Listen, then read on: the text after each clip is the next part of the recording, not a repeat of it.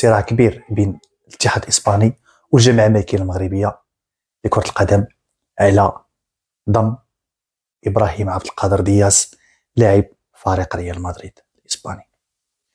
فالسؤال المطروح،